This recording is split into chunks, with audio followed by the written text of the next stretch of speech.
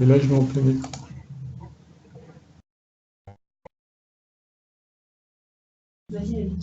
Oui, bonjour. Merci à vous de vous être connecté, de vous être inscrit à notre webinaire sur l'intelligence artificielle avec Robert, notre formateur consultant référent en IA. Nous allons vous présenter en 1 heure, je dirais, tous les tenants et aboutissants de l'intelligence artificielle et notre parti pris aussi d'Emos dans cette, en tant qu'acteur majeur de la formation sur l'IA. D'accord? Donc, Robert sera aussi disponible pour répondre aussi à toutes vos questions concernant l'IA, le big data. En tout cas, le spécialiste est là avec nous aujourd'hui pour pouvoir y répondre à toutes vos interrogations. Merci et bon webinaire. Bien, bonjour à toutes et à tous. Donc, on va tout de suite commencer, rentrer dans le vif du sujet. Donc, ma présentation sera composée de 3 parties. Une première partie qui va décrire le contexte, le domaine de l'intelligence artificielle. Ensuite, une deuxième partie, la plus importante, va s'intéresser au domaine qui focalise toutes les attentions, l'apprentissage machine. Alors, on parle de machine learning et de deep learning. On verra ça dans cette deuxième partie. Et pour terminer, je décrirai quelques limites et perspectives du domaine. Bien, alors, l'intelligence artificielle a une date de naissance, 1956, à une conférence de Dartmouth aux États-Unis, sur la côte Est. 4 chercheurs, éminents chercheurs, lancent un appel qui est considéré comme le point de naissance de la discipline.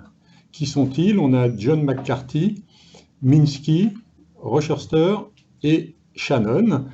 Et leur appel contient la définition suivante. L'intelligence artificielle comprend des méthodes, des outils et des systèmes pour résoudre des problèmes qui requièrent normalement l'intelligence humaine. Le terme intelligence est toujours défini comme la capacité d'apprendre efficacement, donc le mot apprendre est important, de réagir de façon adaptative, de prendre les bonnes décisions, de communiquer en langage ou en image d'une manière sophistiquée et bien évidemment de comprendre correctement. Alors si on le résume, eh bien ce que l'on peut dire, c'est que les travaux prévus lors de cet atelier, cette université d'été, reposent sur le postulat suivant, qui est que chaque aspect de l'apprentissage ou tout autre aspect de l'intelligence peuvent être en principe décrits avec une telle précision que une machine peut être conçue pour les simuler. Donc ça, c'est un point important. Donc on imagine que l'on va être en mesure de pouvoir concevoir une machine, des programmes qui permettent de simuler entièrement les fonctions de l'intelligence. Alors au départ, on a des programmes qui apparaissent et qui sont extraordinaires. On a plusieurs programmes qui sont donc soit en 1957 un résolveur qui prouve donc des théorèmes en géométrie, de la résolution de problèmes logiques, des programmes qui apprennent à jouer aux échecs, des langages de programmation comme Lisp. Et donc on a vraiment des réalisations qui sont assez surprenantes, ce qui fait que dès le départ on a un optimisme que l'on peut qualifier de débridé, d'optimisme fou des chercheurs qui pensent que, eh bien, on aura une machine vraiment intelligente d'ici 20 ans. Et donc, vous voyez, en 1957, Simon fait une annonce expliquant que dans les 10 ans, un ordinateur sera champion d'échecs et aura démontré un théorème important. Le fait est qu'il n'a pas fallu attendre 10 ans, mais 40 ans, et donc on a quand même aujourd'hui réussi à relever le défi. Et on a aussi des investissements dès le départ massifs d'ARPA. ARPA à l'origine, c'est le département d'État des États-Unis dans les développements, dans les recherches avancées ayant des applications dans le domaine militaire. Alors, pour simplement mesurer l'optimisme inconsidéré, voilà quelques exemples de déclarations. En 1961, Minsky pense qu'au cours d'une génération, les machines pourront nous dépasser en intelligence générale. C'est aujourd'hui qu'on en est loin. Ou alors en 65, que les machines seront capables d'ici 20 ans, donc en 85, faire n'importe quel travail qu'un homme peut faire. Ou alors, en 67 encore, Minsky, d'ici une génération, le problème de la création d'une intelligence artificielle sera résolu en grande partie. Donc là, on peut encore mesurer aujourd'hui qu'on en est loin. Ou alors, en 70, d'ici 3 à 8 ans, nous aurons une machine d'une intelligence générale d'un être humain moyen. On reste à définir ce que l'on entend par un humain moyen. Et encore plus récemment, en 1999, Kurzweil, les robots domestiques seront omniprésents et fiables en 2019. Donc là, on peut regarder que l'on a surtout des robots aspirateurs. Ou alors, en 2011, d'ici 10 ans, les IA remplaceront les scientifiques et d'autres professions intellectuelles. Donc là, c'était vraiment pour marquer l'optimisme des débuts de l'intelligence artificielle. Et cet optimisme a été suivi d'une phase de déception qu'on a appelée le premier hiver de l'intelligence artificielle. Les chercheurs, en vérité, n'appréhendaient pas les difficultés des problèmes auxquels ils étaient confrontés. Les échecs sont principalement le passage à l'échelle, c'est le fait de passer d'une maquette de laboratoire à une application en situation réelle. Et donc là, la complexité est beaucoup plus importante. On a des échecs de la traduction automatique, on a des limitations des réseaux de neurones, ce qui fait que, eh bien, ces échecs-là sont retentissants. Alors, quelques exemples de traduction pour bien montrer le contexte de l'époque. Un exemple de traduction, l'esprit est fort mais la chair est faible. Eh bien voilà le type de traduction qu'on obtenait. La vodka est bonne mais la viande est avariée. De la même façon, un autre exemple, le temps file comme une flèche, time flies like an arrow. Eh bien on obtenait comme traduction, les mouches du temps aiment une flèche. Donc simplement, encore une fois, pour bien mesurer la situation et l'importance de la déception. Alors à partir des années 2000, on a un renouveau, et là, on a quelques dates importantes. En 2000, la naissance d'Internet, enfin la naissance des grands géants sur le terrain du numérique. En 2011, une autre date, c'est le début du projet Google Brain, donc qui est le projet de recherche en d'apprentissage en profondeur, donc on appelle le deep learning, on va y revenir, par Google. En Jeopardy, vous en avez peut-être entendu parler, c'est le programme d'IBM Watson qui bat les deux plus grands champions de ce jeu. En 2012, alors ça c'est une date importante, on va en parler juste après, c'est la possibilité à ce moment-là d'obtenir dans la reconnaissance manuscrite des taux d'erreur où chaque fois on était bloqué à 25% de taux d'erreur dans la reconnaissance, et en 2012 on a une chute qui est de simplement 16% de taux d'erreur, et elle est obtenue à l'aide de réseaux de neurones profonds. En 2016, de la même façon, vous en avez certainement entendu parler, AlphaGo a battu Lee Sedol, donc le champion du monde du jeu de Go. Et puis en 2017, une nouvelle version appelée AlphaGo 0 a battu la version AlphaGo à 100 parties à 0. Donc voilà pour les grandes dates. Et donc la question qu'on peut se poser, c'est qu'est-ce qui s'est passé à partir de 2011? On a eu en fait un essor de l'apprentissage machine à partir de 2011, basé sur les réseaux de neurones. Alors, on appelle ça l'apprentissage basé sur les réseaux de neurones, le deep learning.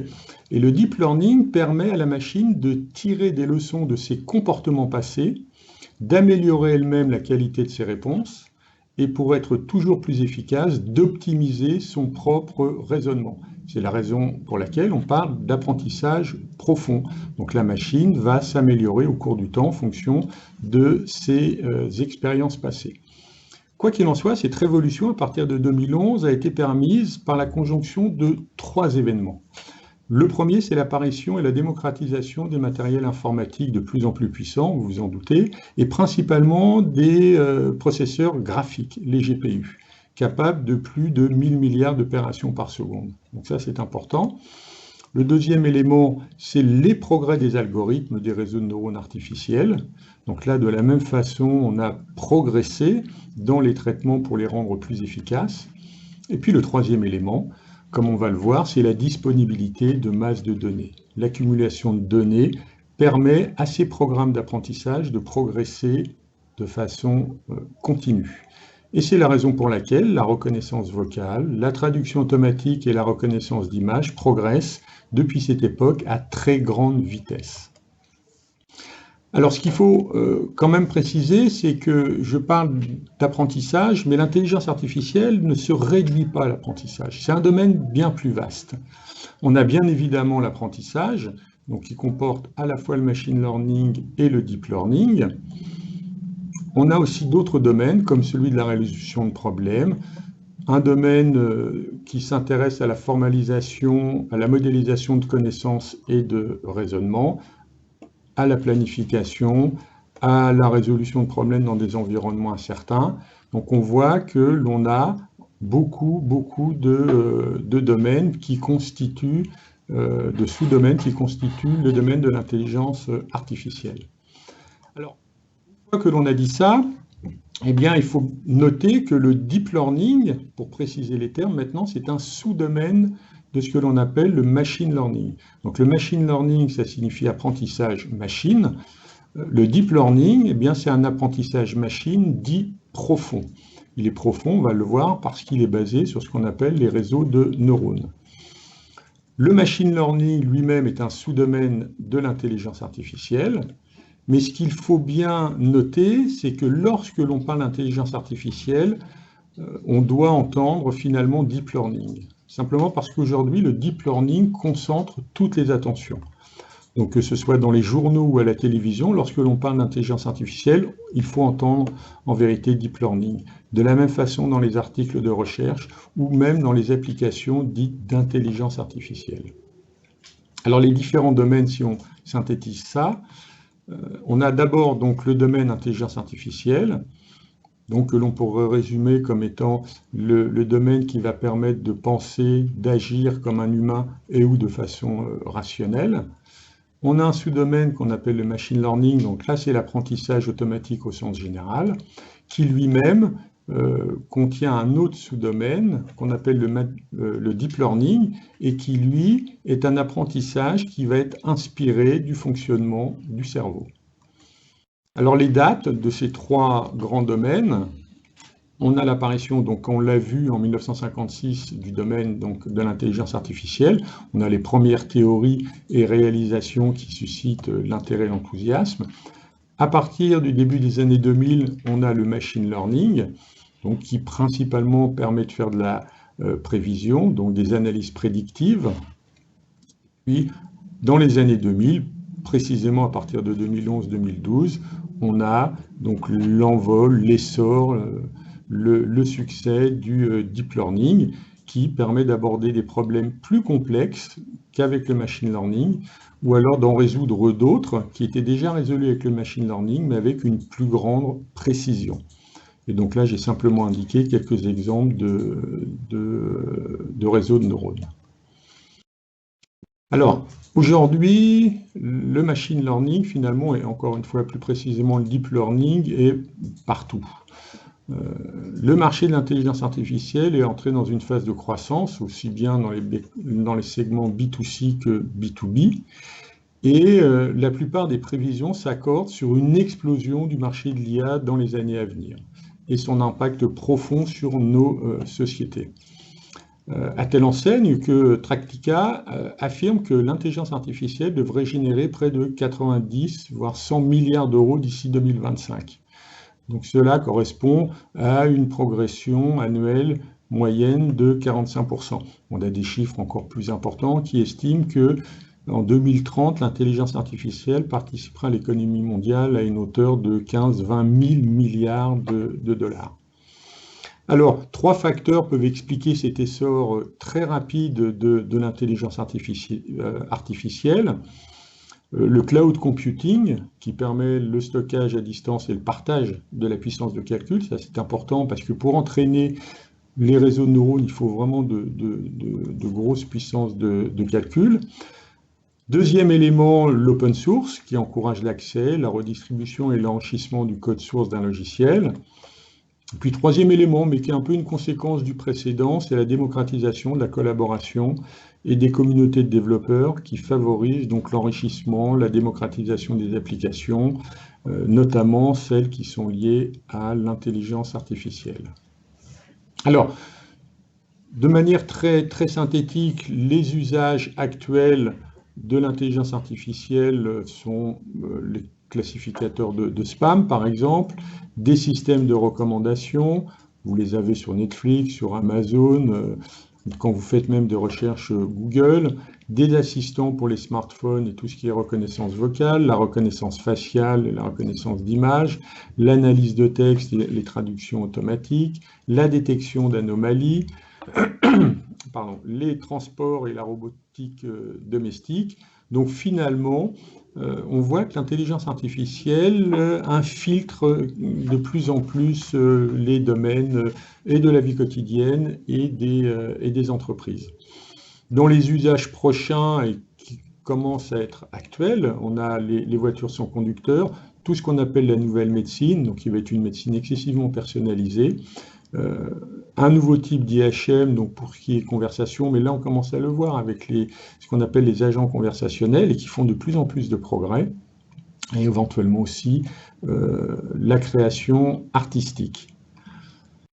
Donc, après avoir dit ça, maintenant il faut peut-être définir un peu ce que l'on entend par le machine learning. Qu'est-ce que le machine learning?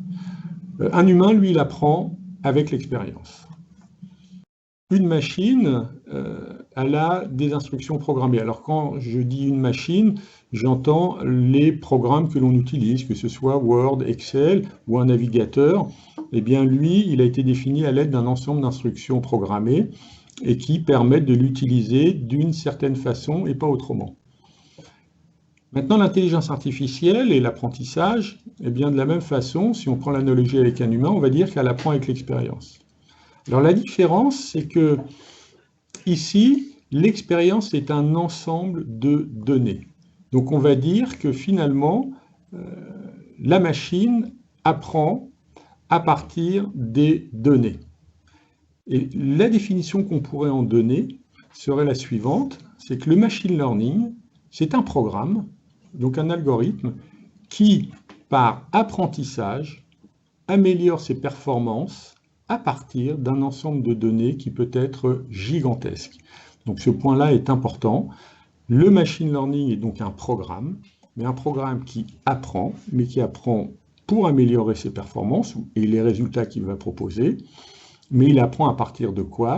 À partir d'un ensemble de données qui peut être, encore une fois, gigantesque. L'expérience d'un programme d'apprentissage est constituée d'un ensemble de données. Alors les principes, donc l'objectif est d'apprendre en produisant de nouvelles connaissances, afin d'améliorer encore une fois ses performances. Le manque de connaissances va être comblé par ce que l'on appelle l'abondance des données. Ce sont les données qui vont permettre d'aboutir à l'élicitation de nouvelles connaissances. Donc le machine learning consiste donc à déduire des connaissances en utilisant des données. Alors on va parler de données dites d'entraînement.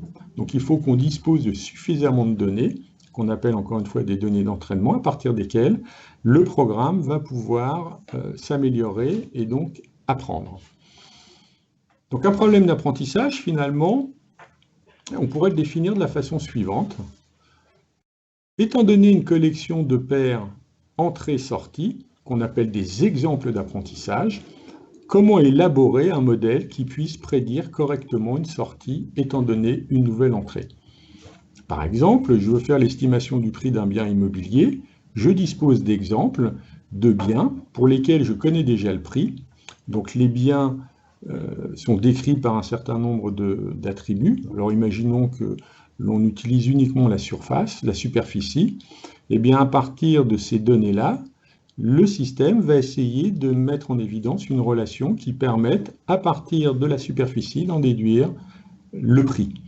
Et ensuite, lorsque l'on lui proposera un nouveau bien immobilier, si le programme a été correctement entraîné, il sera en mesure de nous prédire le prix de ce nouveau bien.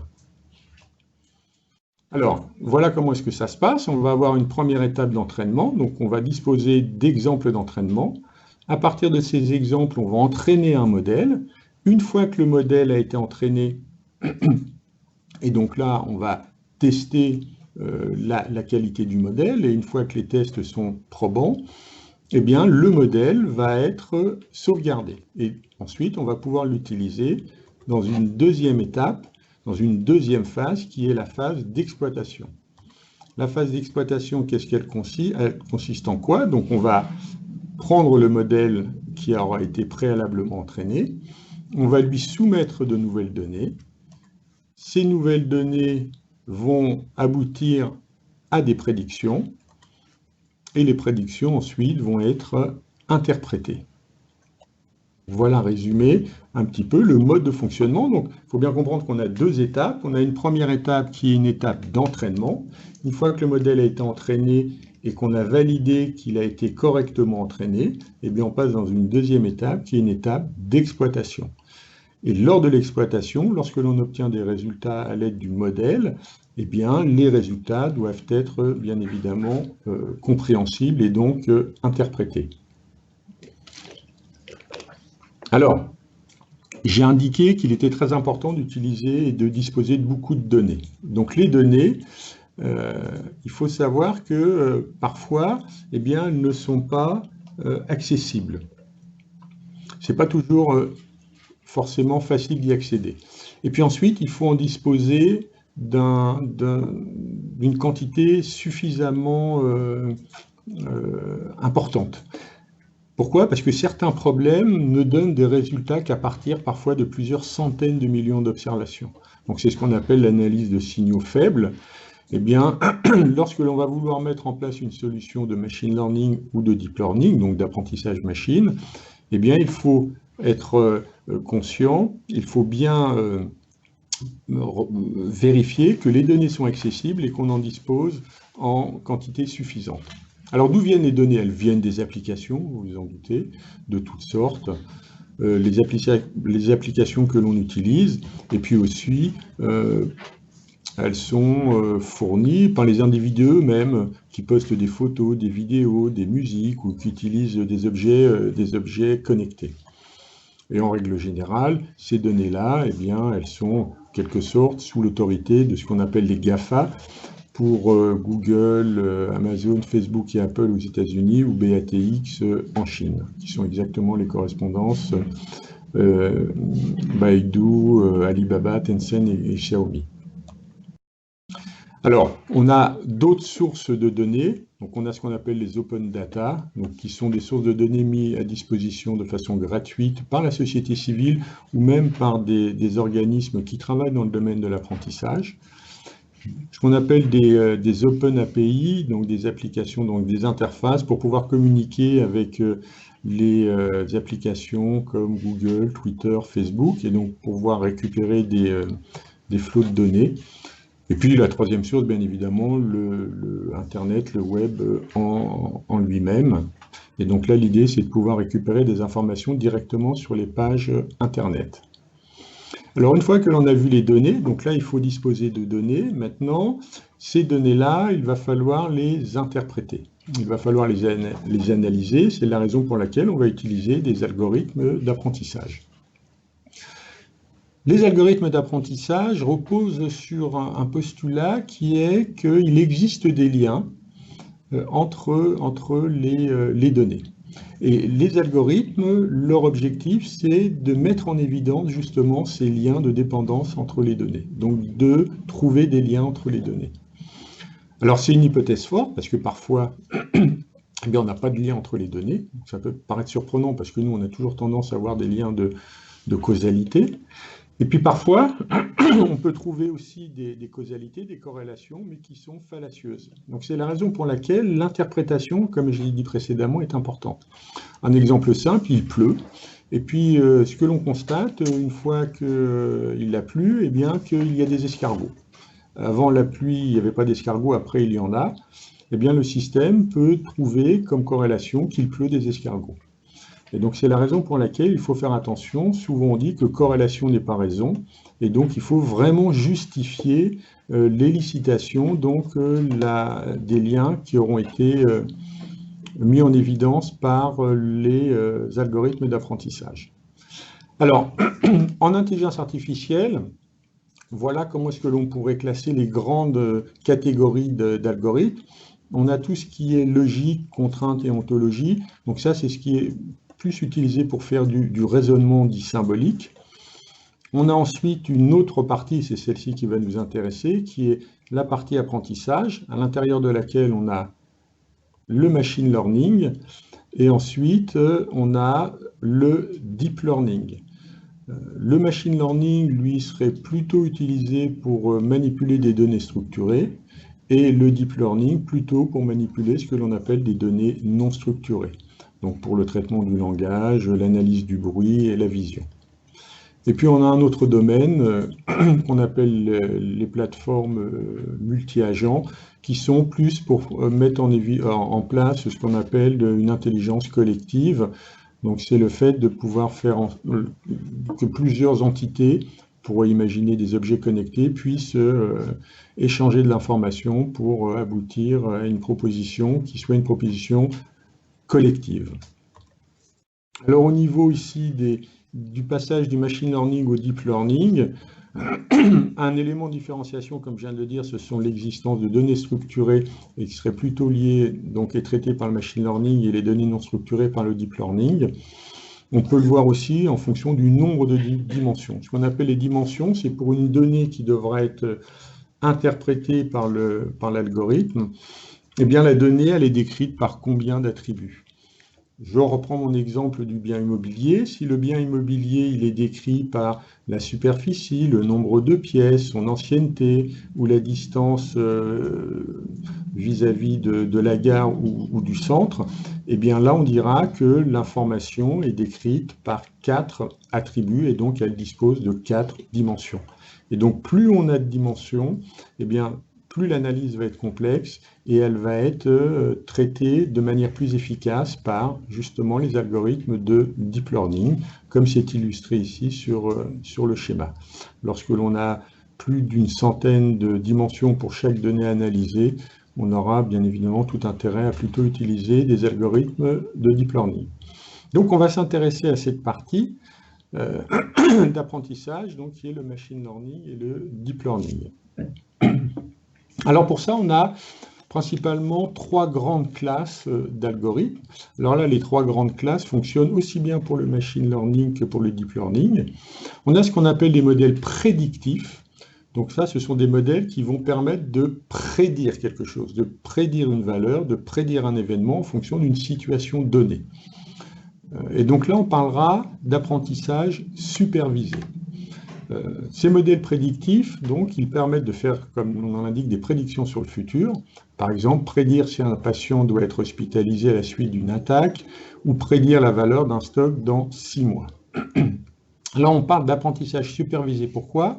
Eh bien simplement parce que les données d'exemple, les exemples qui vont être utilisés pour entraîner le modèle, ce sont des exemples qui disposent d'une entrée et d'une sortie.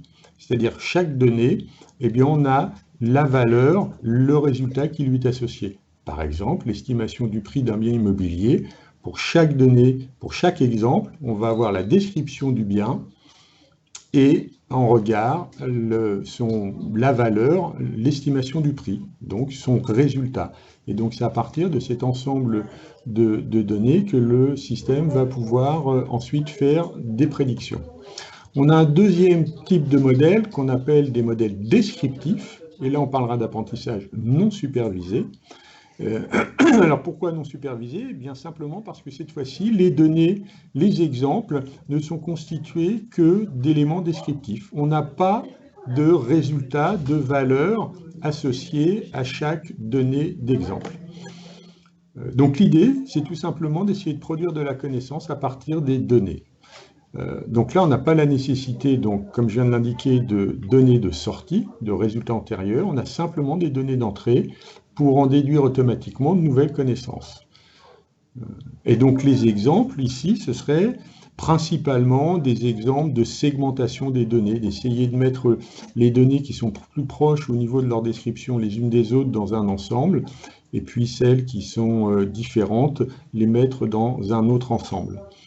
Donc là, l'idée, c'est de déduire des associations, par exemple, entre des produits et des consommateurs pour mieux cibler les ventes, ou d'identifier des facteurs de risque du cancer de la prostate sur la base de données cliniques.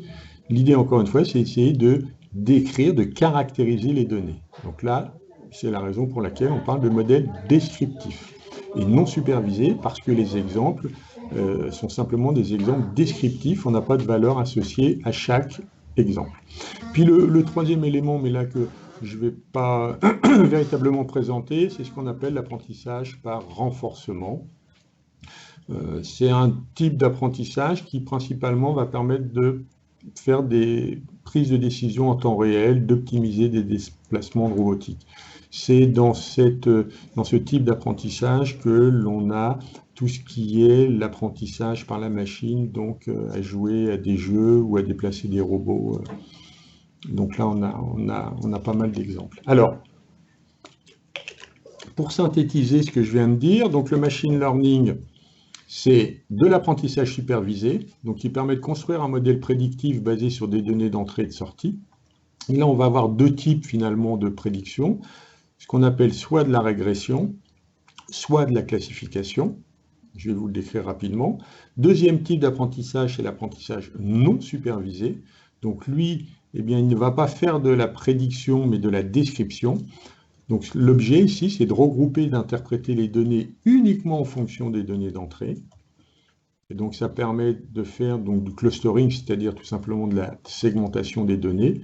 Puis la troisième catégorie, c'est ce qu'on appelle l'apprentissage par renforcement. Et donc lui, il réalise des actions de façon optimisée, en fonction d'obtenir une récompense au cours du temps. Donc là, ça permet donc d'élaborer une suite d'actions dites optimales. Alors, si je regarde dans les algorithmes supervisés qui permettent de faire donc de la prédiction, je vais distinguer ce qu'on appelle la régression. Vous voyez la régression ici, on a des exemples ici de biens immobiliers qui sont caractérisés ici par leur superficie, et puis en regard ici, on a le prix. Eh bien, l'idée de la régression, c'est d'essayer de trouver une forme, une courbe, une fonction mathématique qui représente le mieux la distribution des données. Et on parle de régression, pourquoi? Eh bien, simplement parce que la valeur, en fait, associée à chaque donnée, c'est une valeur qui est une valeur numérique, qui est une valeur continue, qui est une valeur dans l'ensemble des réels. Et donc ici, vous voyez bien, c'est un problème de régression. La classification, eh bien tout simplement, la valeur, ce n'est pas une valeur numérique dans l'ensemble des réels, mais simplement une valeur parmi un ensemble possible. Donc là, on va dire que c'est une valeur discrète. Par exemple, selon la taille, une tumeur est-elle dangereuse ou bénigne? Il faut classer les observations en fonction des valeurs de réponse possibles, oui ou non. Et donc là, on voit bien que c'est un problème de classification. On a une donnée, on la classe dans tumeur bénigne ou tumeur maligne. Maintenant, la segmentation, le regroupement. Imaginons qu'on ait une pizzeria et puis cette pizzeria veut mettre en place des points de vente. Et pour cela, elle veut donc identifier les situations géographiques optimales pour ces points de vente. Et pour cela, elle dispose donc d'un ensemble donc, de clients qui ont déjà consommé. Et là, on a la répartition donc, des clients, on a les adresses, leur lieu d'habitation. Et l'idée, à partir de cet ensemble d'informations, donc on voit que c'est uniquement descriptif, eh bien, le modèle va être en mesure d'effectuer deux regroupements, donc de définir une segmentation en deux parties qui lui permettra, à partir de ce moment-là, d'identifier la situation géographique des deux points de vente. Donc ici, on a le point de vente, ici C1, et le point de vente C2. Bien, donc sur l'apprentissage par renforcement, donc là je vais pas le détailler, il faut simplement, comme je l'ai dit, avoir en tête que c'est avec ce type d'apprentissage que le champion du monde de jeu de Go a été battu. Donc là, l'idée, c'est que le programme, en jouant contre lui-même, au fur et à mesure du temps, il va s'améliorer. Donc il va être de plus en plus efficace. Ça fonctionne de façon assez simple. On a un environnement, qui est l'environnement du jeu, par exemple. Le système interprète la situation actuelle, donc qui est l'état. Dans cette situation-là, il y a un système de récompense et de punition. Et en fonction de l'espérance d'une récompense, le système effectue une action dans l'environnement. Alors, si on résume tout ce qui vient d'être dit, on a des algorithmes d'apprentissage dits supervisés, donc, dans lesquels les données sont décrites par un couple entrée-sortie. Et dans la supervision, dans les algorithmes supervisés, on en a de deux sortes. Soit on fait de la classification, on le voit ici, par exemple, reconnaître une image, ou soit on fait de la régression, si la valeur est une valeur numérique. Ensuite, on a les algorithmes non supervisés. Dans les algorithmes supervisés, on retient principalement, encore une fois, ce que l'on appelle la segmentation. Un algorithme non supervisé va permettre de faire du regroupement de données. Et il permet aussi, mais là j'en ai pas parlé, de faire de la réduction de dimensions. Et puis le dernier, les algorithmes d'apprentissage par renforcement. Eh bien, l'objet ici, c'est d'élaborer donc une suite d'actions. Bien, donc maintenant on va s'intéresser au domaine qui vraiment focalise beaucoup d'attention, qui est les réseaux de neurones. Alors c'est basé par analogie sur le fonctionnement du réseau de neurones du cerveau humain, dans lequel on a donc des noyaux, donc des neurones qui vont être reliés à d'autres neurones par des synapses. Donc les neurones sont reliés les uns aux autres par des synapses. Et c'est de cette façon-là qu'ils vont pouvoir communiquer de l'information, donc en envoyant et en recevant des signaux. Là, je ne détaille pas. Donc voilà comment est-ce que ça se représente. Très simplement, ici, vous avez par exemple 3 neurones d'entrée, et chaque neurone va être relié à un autre neurone par une synapse. Et donc ici, vous avez donc 3 neurones d'entrée qui sont reliés à un autre neurone. Dans le fonctionnement du cerveau humain, une synapse, ça permet donc de renforcer ou d'atténuer une information qui est communiquée entre deux neurones, entre les deux neurones qui sont connectés. Bien de la même façon, l'information qui va être véhiculée de ce neurone à celui-ci, par exemple, eh bien, elle va être en quelque sorte modulée, pondérée par la synapse. Et chaque synapse va être définie par ce qu'on appelle un poids, OS ici en anglais. Donc chaque synapse a un poids qui lui est spécifique. Un neurone ici, sa valeur, eh bien, c'est tout simplement une opération qui consiste donc à prendre en compte les valeurs des neurones d'entrée, et pour chaque neurone de le multiplier donc par le poids du synapse de connexion. Donc il donne ici, sur cet exemple, x1 fois w1, donc ça pour la première connexion, plus x2 fois w2 pour la deuxième connexion, plus etc. xn fois wn. Et voilà quelle est la valeur du neurone qui va recevoir les signaux des neurones émetteurs à travers les synapses. Ce que l'on a ensuite, après avoir fait cette simple opération, on a ce qu'on appelle une fonction d'activation, donc qui permet de borner tout simplement la valeur qui a été calculée. Et puis ensuite, c'est ce qui va nous donner, cette fonction d'activation sur cet exemple, la valeur de sortie ici du neurone. Donc voilà dit très schématiquement comment est-ce que ça fonctionne. Alors, si on précise un peu les choses, on aura toujours, pour un réseau de neurones dit artificiel, on aura toujours ce qu'on appelle une couche d'entrée, qui vont être les valeurs d'entrée du réseau. On aura toujours une couche dite de sortie, ici qui va être tout simplement la valeur que l'on va obtenir par calcul. Et puis entre les deux, on a ce que l'on appelle une ou plusieurs couches cachées. Et dans la réalité, eh bien, on aura plutôt quelque chose qui ressemble à ça. Vous voyez, si on a une couche d'entrée constituée de 4 éléments, de 4 informations, une couche de sortie constituée d'un seul neurone, et entre les deux, ici, on a 6 couches cachées. Et chaque couche cachée, ici, est constituée de 5 neurones. Eh bien, c'est la raison pour laquelle, ici, on parle de réseau de neurones profonds, de deep learning, d'apprentissage profond. On dit profond simplement parce que l'on va pouvoir, en quelque sorte, empiler les couches cachées les unes à la suite des autres. Et donc, plus on a de couches cachées, plus le réseau de neurones est dit profond. Alors, dans les réseaux de neurones, de la même façon, on va retrouver les 3 classes dont j'ai déjà parlé, de l'apprentissage supervisé, non supervisé et par renforcement. Et en fonction, donc, à chaque fois des domaines d'application, on fera appel à des types de neurones différents. Donc là, je ne vais pas vous les décrire, mais c'est simplement pour que vous puissiez mesurer eh bien, les différents types de réseaux en fonction, encore une fois, des domaines d'application. Alors, pour le montrer, je vais illustrer des exemples d'application de ces 4 types de réseaux de neurones. Donc 3 pour l'apprentissage supervisé et 1 pour l'apprentissage non supervisé. Les réseaux de neurones artificiels.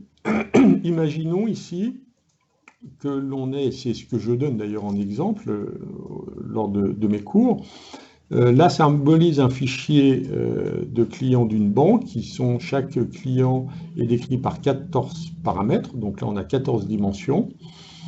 Et l'objet ici de l'apprentissage, c'est de déterminer si un client va quitter ou rester dans la banque dans les 6 prochains mois.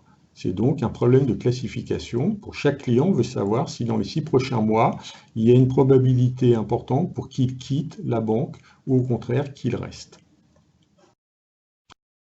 Ensuite, deuxième type de réseau de neurones, c'est les réseaux de neurones qui sont utilisés dans la reconnaissance d'images. Prenons l'exemple d'un enfant de 0 à 3 ans qui apprend à reconnaître un chat, par exemple. Personne ne dit à un enfant comment voir. L'enfant apprend par expérience, à partir d'exemples du quotidien.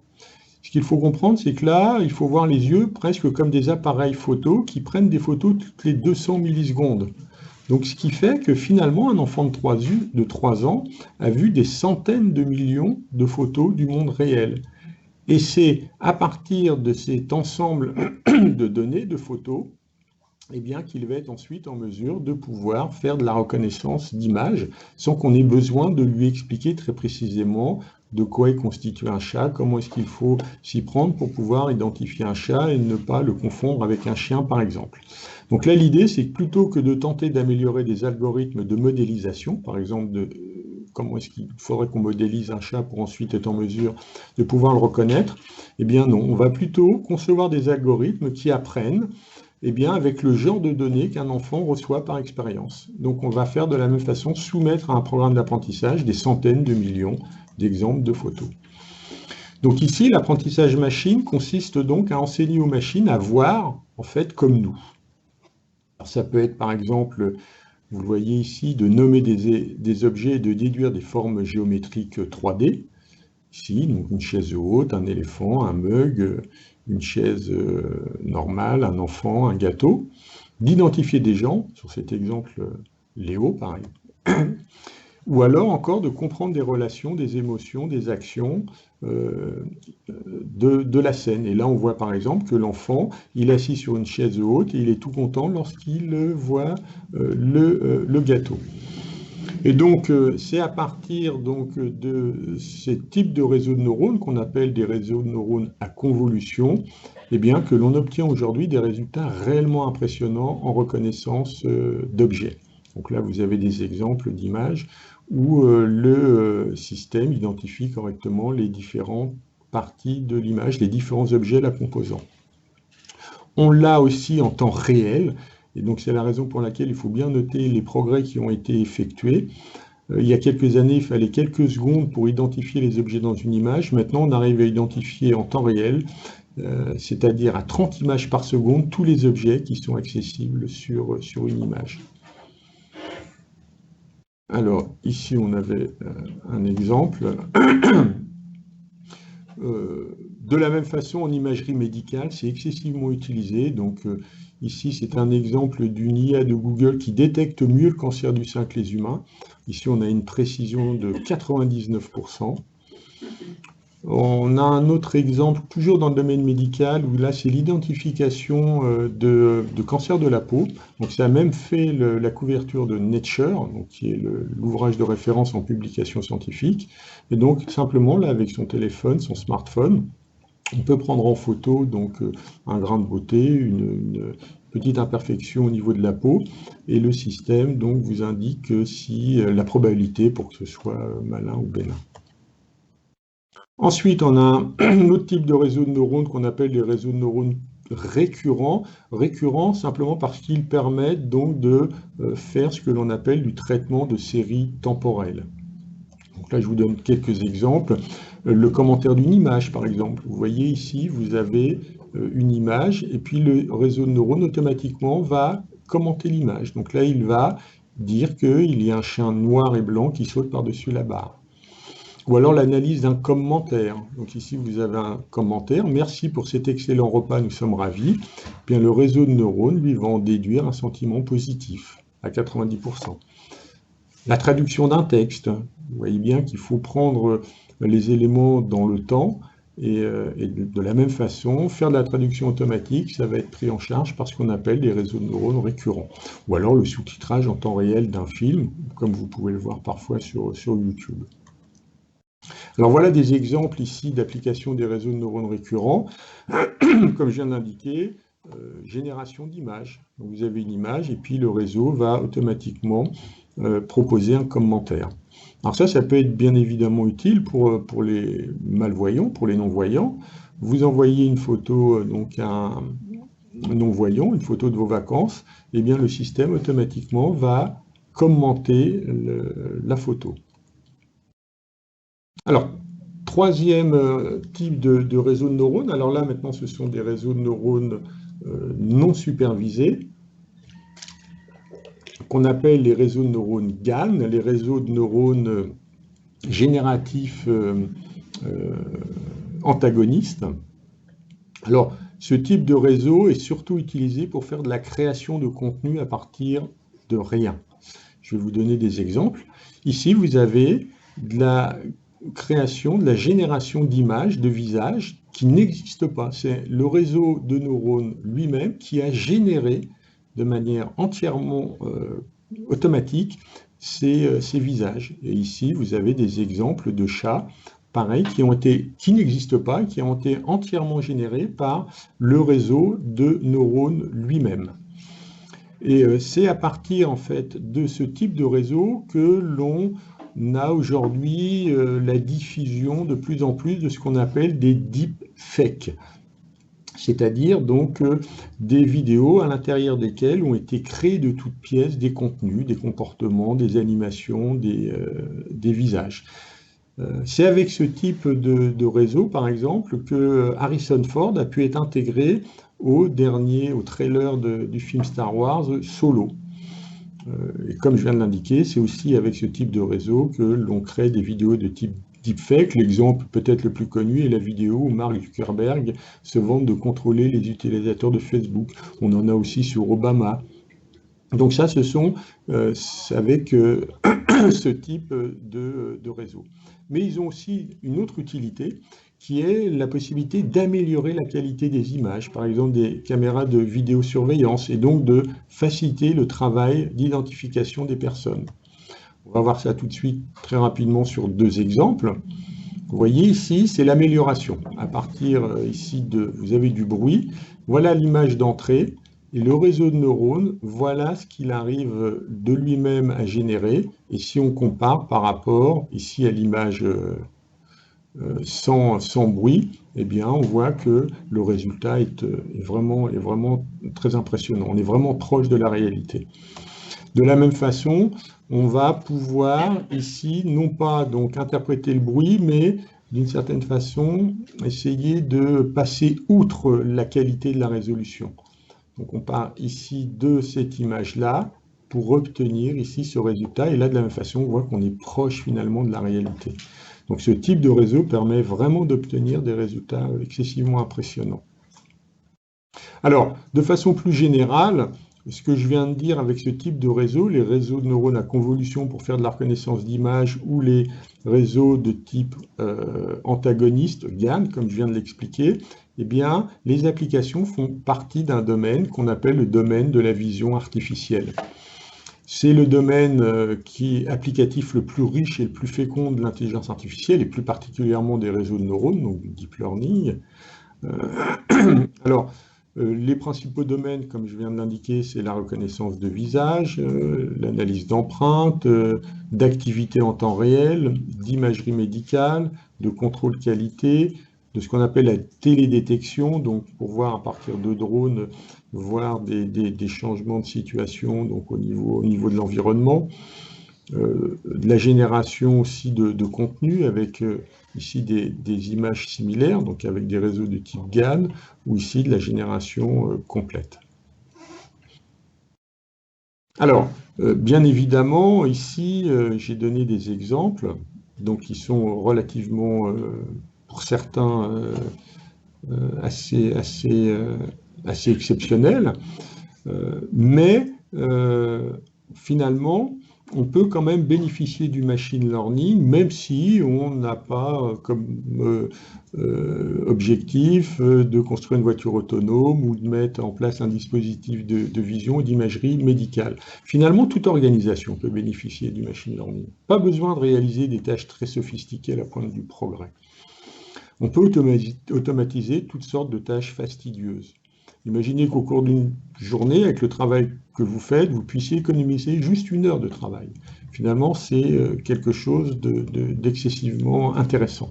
Vous lisez du texte, vous disposez d'un assistant virtuel qui peut lire et faire sens. Vous allez donc économiser beaucoup de temps et d'efforts. De même, dans le classement des documents entre ce qui est important et ce qui ne l'est pas.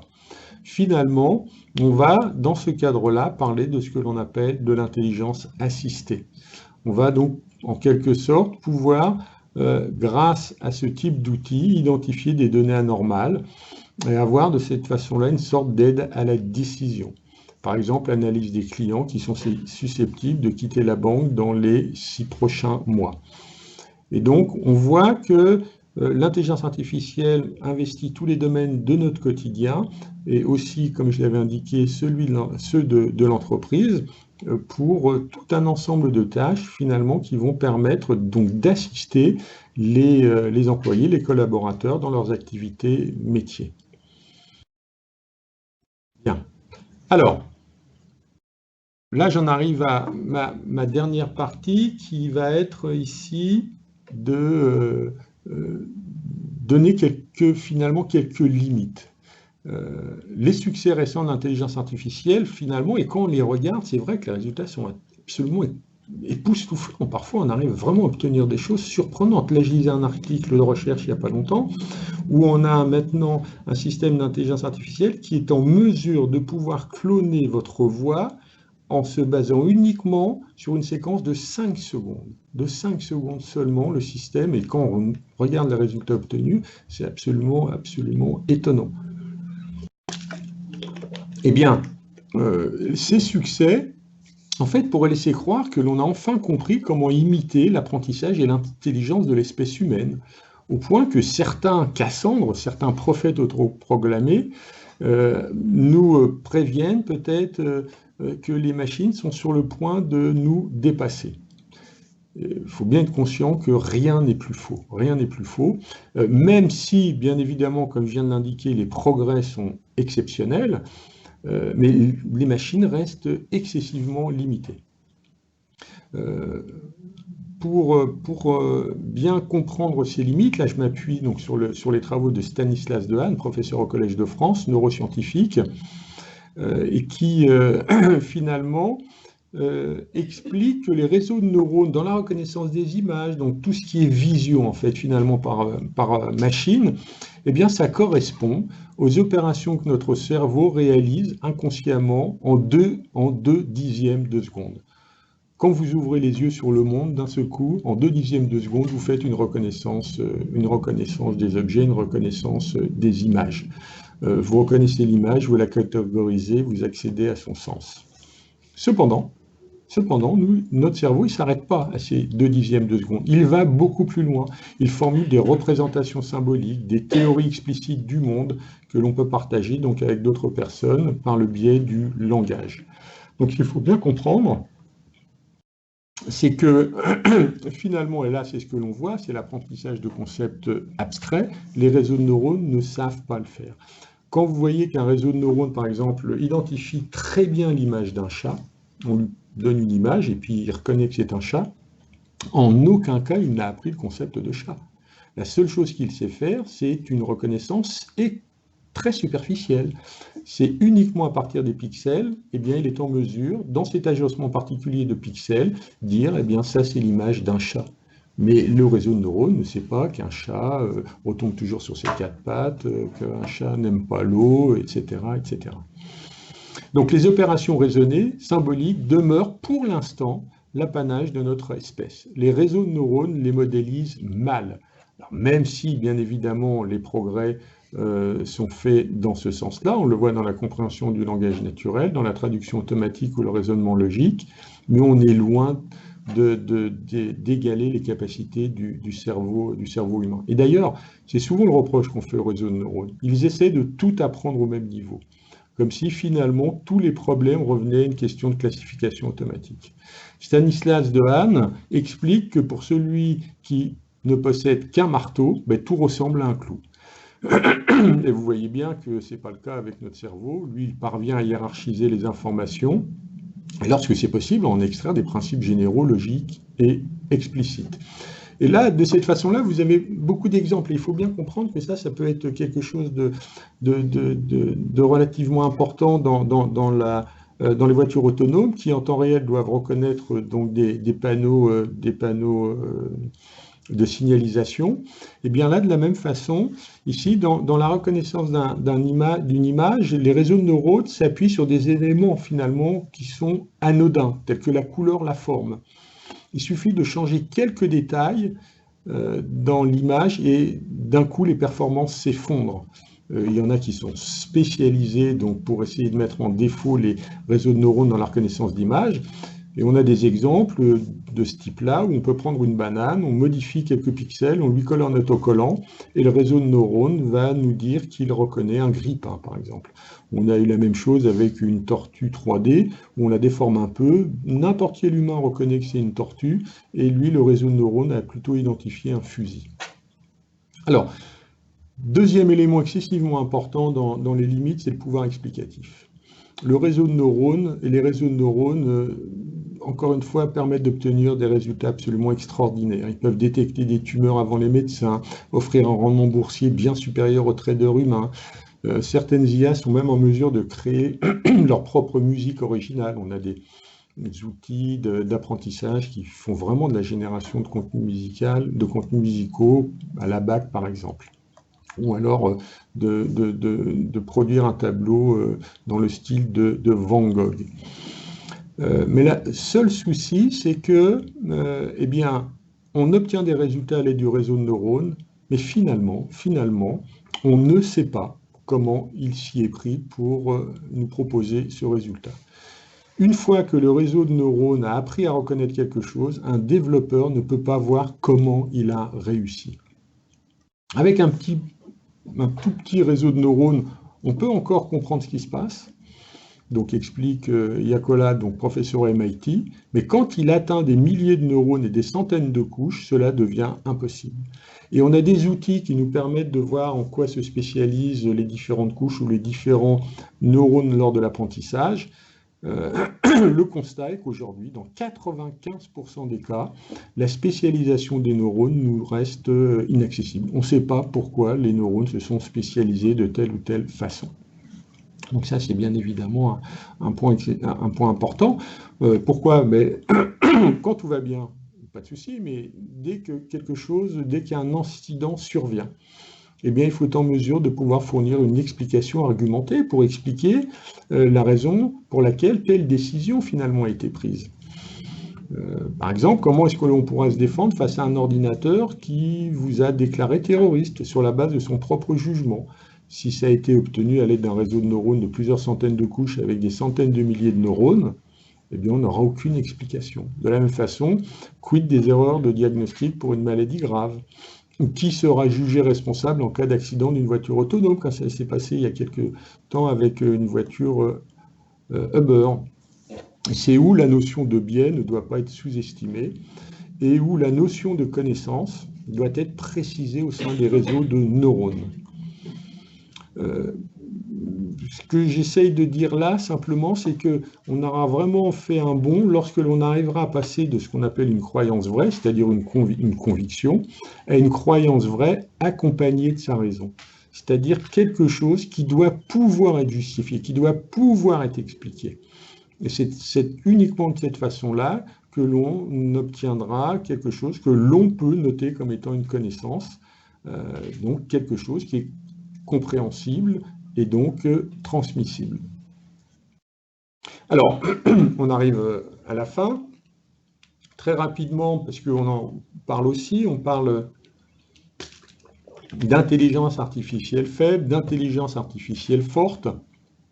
Donc ce que l'on peut dire, c'est qu'on a deux types d'intelligence, une intelligence artificielle dite faible ou étroite, qui simule en fait des facultés cognitives spécifiques dans un domaine bien précis. La reconnaissance de la parole, la compréhension du langage naturel ou la conduite automobile. Actuellement, eh bien, lorsque l'on parle de développement en intelligence artificielle, eh bien, on ne fait que de mettre en place des intelligences artificielles faibles. L'intelligence artificielle dite générale ou forte, eh bien, c'est une intelligence qui reproduirait un esprit, voire une conscience sur une machine. Certains disent qu'elle adviendra bientôt et qu'elle aura donc des répercussions majeures, à la fois positives et négatives sur le devenir de l'espèce humaine. Tout de suite, je vous le dis, pour ma part, je n'en crois absolument rien.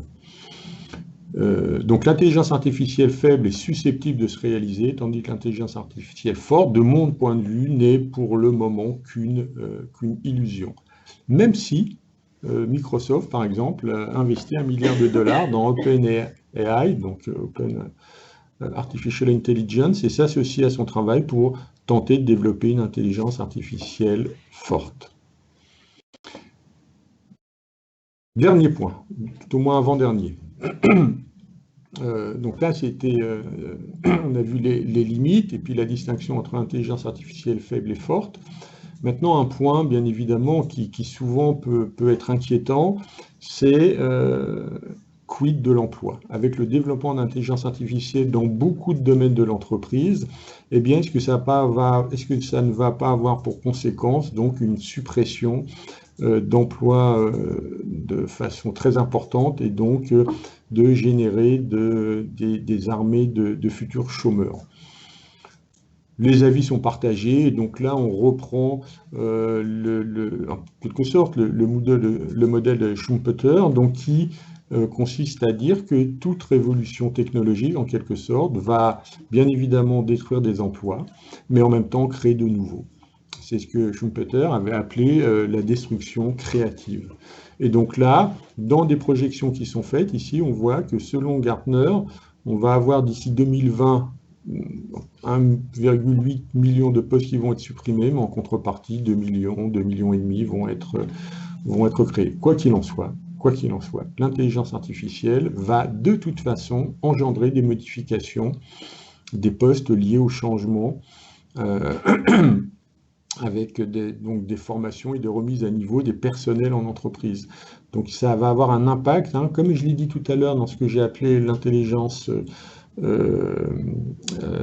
assistée, et bien là de plus en plus donc les collaborateurs dans les entreprises vont être assistés par des outils d'intelligence artificielle. Je parlais d'intelligence assistée, on parle aussi de services augmentés, de services assistés et augmentés. Alors, est-ce que l'intelligence artificielle est la nouvelle électricité? La demande d'experts dans le domaine a augmenté de près de 1000%. L'IA recherche les meilleurs talents pour occuper les millions de postes à pourvoir. Donc tous les experts, on le voit donc avec le rapport Villani, les livres blancs, le Gartner Group, prévoient une pénurie importante de spécialistes en IA et en data science, donc en sciences de données, d'ici peu, dès l'année prochaine. Donc la raison pour laquelle la demande en formation, conférences et conseils dans ces domaines, et pour tous les publics, ou presque, ne cesse d'augmenter. On le voit dans les écoles d'ingénieurs ou de management. Les universités ainsi que les organismes de formation ont d'ores et déjà intégré dans leurs offres des cursus en intelligence artificielle. Et je dis intelligence artificielle, vous l'avez compris maintenant, plus précisément en machine learning et encore plus précisément en deep learning. Pour finir, ça c'est un point qui me tient à cœur, parce que j'ai peut-être oublié tout au départ de me présenter. Je suis docteur en intelligence artificielle, enseignant-chercheur, et mes travaux de recherche et d'enseignement d'ailleurs portent sur l'intégration de l'éthique au sein des développements d'intelligence artificielle. Et donc, mon slogan, c'est « Ce qui est technologiquement possible n'est pas toujours humainement et socialement souhaitable ». Et donc, est-ce que l'on doit parler d'intelligence artificielle exclusivement rationnelle ou d'intelligence artificielle raisonnable? Et c'est là où je fais la distinction entre le rationnel et le raisonnable. Le rationnel, habituellement, c'est ce qui est conforme à la raison théorique. Autrement dit, ce que la raison peut penser, calculer.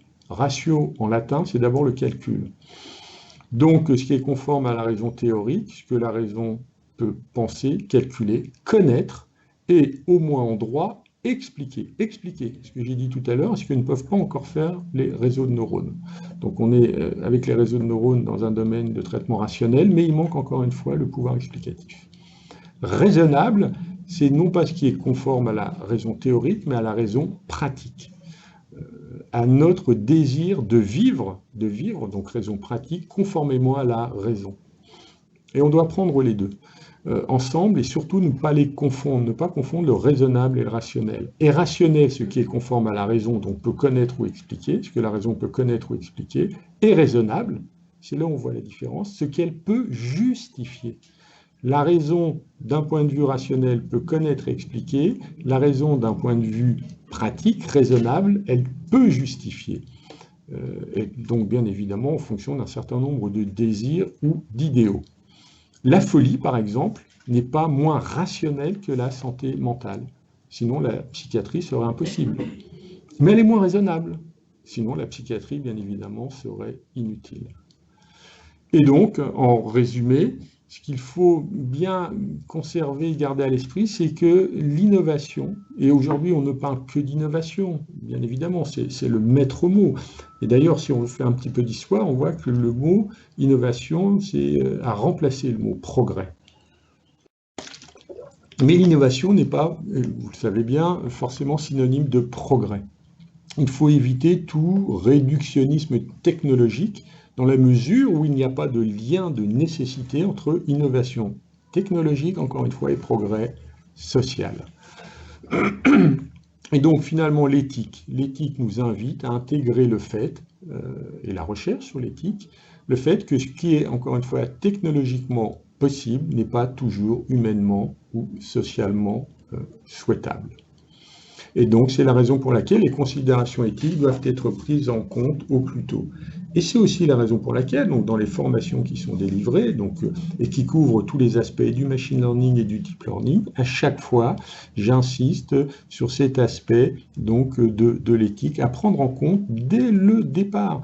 Si on regarde dans le rapport Villani, c'est tout un chapitre qui indique que dès le départ, les éducateurs, les élèves, les ingénieurs, les concepteurs, les développeurs doivent être formés à l'éthique et donc à cette préoccupation. Voilà, nous sommes arrivés au bout de cette présentation. Je vous remercie de votre attention et je suis maintenant disponible pour répondre à vos questions.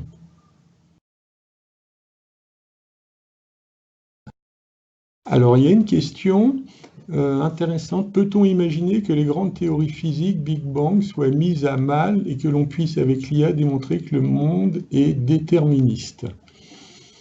Alors ça pose des questions intéressantes. Là, qui risquent de nous emmener relativement loin.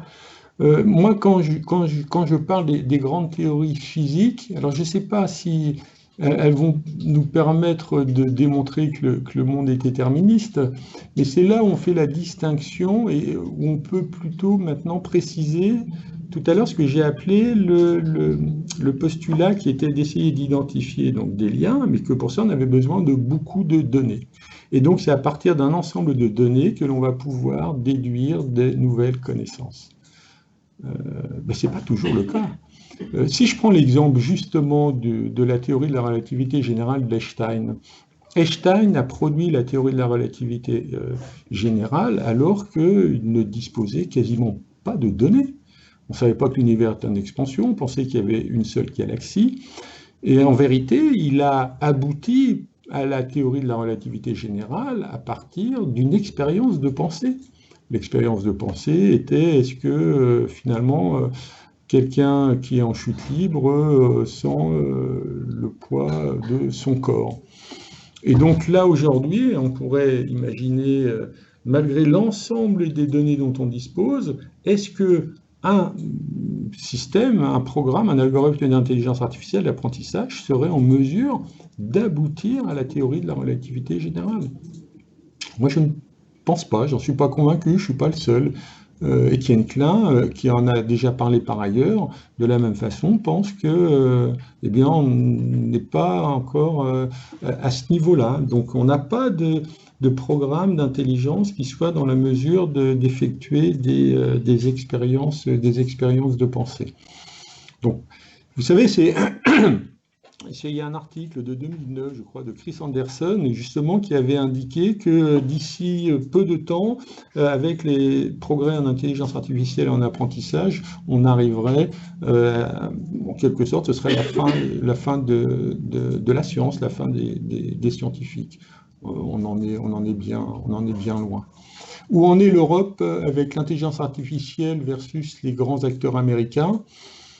Il y a des projets au niveau européen qui se mettent en place. Là, je pense, ne serait-ce au niveau de la France, on voit qu'au niveau de la France, on a un plan donc, qui a été lancé par le gouvernement et le président Macron d'1,5 milliard d'euros pour favoriser le développement de l'intelligence artificielle. On le voit avec tout ce qui se passe autour de la French Tech, avec la mise en place de tout un ensemble de structures pour essayer de retrouver une position honorable. À chaque fois, la discussion que l'on a lorsque l'on en parle, c'est finalement les États-Unis et même les Chinois, maintenant on le voit, ils sont dans ces situations-là simplement parce qu'ils disposent d'énormément de données pour entraîner les algorithmes. L'ensemble des données de tout ce que l'on fait quasiment tous les jours, eh bien, sont détenues par les grands acteurs américains. Est-ce que les ordinateurs quantiques vont faire évoluer l'IA et si oui, de quelle manière? Donc là, ça c'est un petit peu compliqué d'y répondre. On a beaucoup de choses qui se passent. Là, on parle d'ordinateurs quantiques. Donc pour le moment, on voit que c'est en développement. Vraisemblablement qu'on arrivera avec ce type d'architecture à pouvoir simuler d'énormes réseaux de neurones. Il y a d'autres voies qui sont peut-être presque plus prometteuses, où on veut vraiment essayer de modifier l'architecture même finalement des machines qui sont basées sur des milliards de transistors sur une puce, et d'essayer d'avoir d'autres types d'organisation qui permettraient d'obtenir des gains de traitement et de consommation d'énergie qui seraient divisés par 1000, 10 000, voire 100 000. Alors, quel impact peut avoir le développement de l'intelligence artificielle en entreprise sur le rôle des managers? Donc là, j'en ai parlé un petit peu sur le rôle de l'intelligence artificielle en entreprise. Sur le rôle des managers,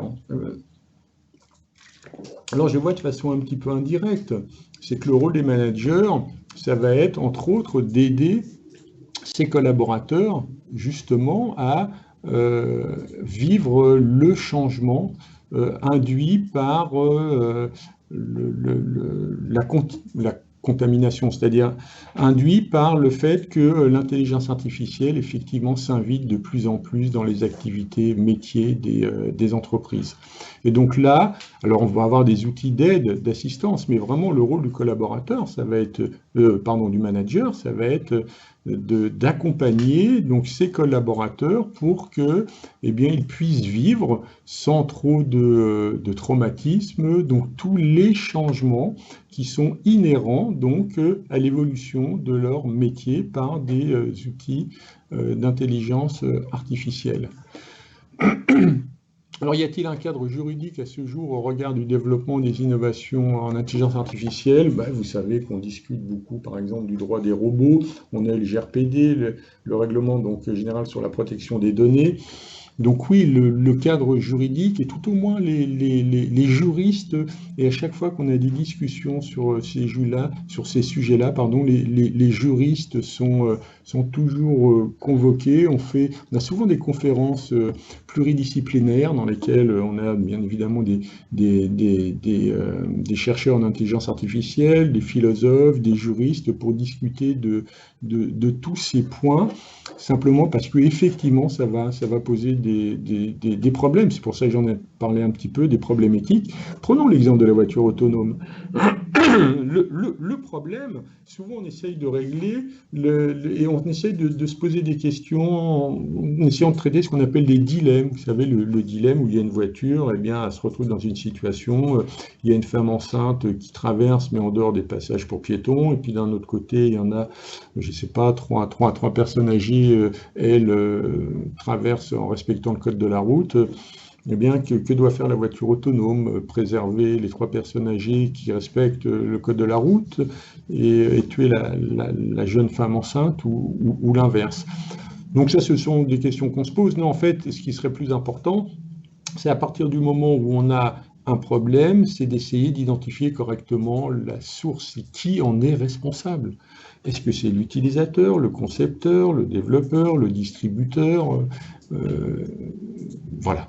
Et de la même façon, on discute beaucoup maintenant du droit des robots. Est-ce qu'il faut que les robots ou les programmes d'intelligence artificielle aient quelque chose qui permette en quelque sorte de les préserver, de ne pas en faire n'importe quoi? Les politiques ne sont-ils pas déjà dépassés par le sujet? Oui, peut-être. Peut-être, alors, on en entend de façon peut-être un peu parfois exagérée, quand on entend Laurent Alexandre, par exemple, dire que les hommes politiques sont en dessous de tout, ils n'ont pas les compétences techniques suffisantes. Faut quand même pas exagérer. Là, c'est un sujet qui sort vraiment du cadre de mes compétences, mais oui, la réponse facile serait de dire oui, c'est ce qu'on appelle l'effet disruptif. Donc ça signifie disruptif, c'est effectivement une rupture, mais une rupture qui s'explique par le fait que l'évolution technologique va plus vite que l'adaptation politique.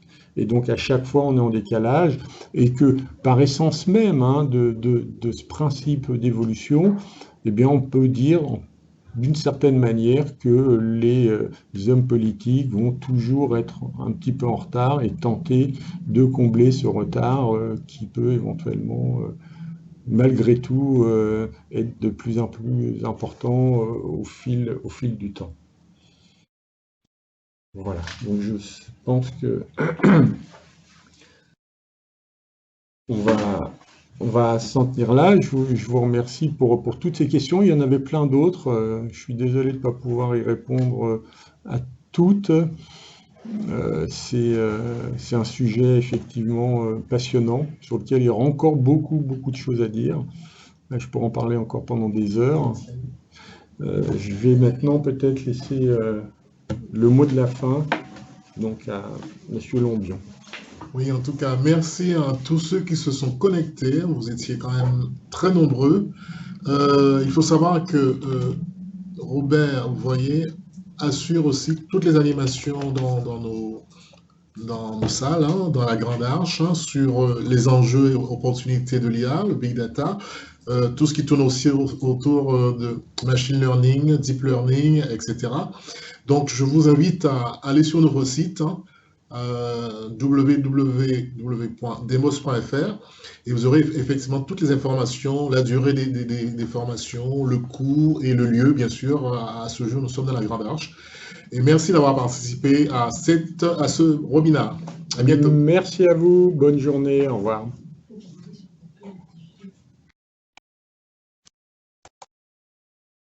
Très bien.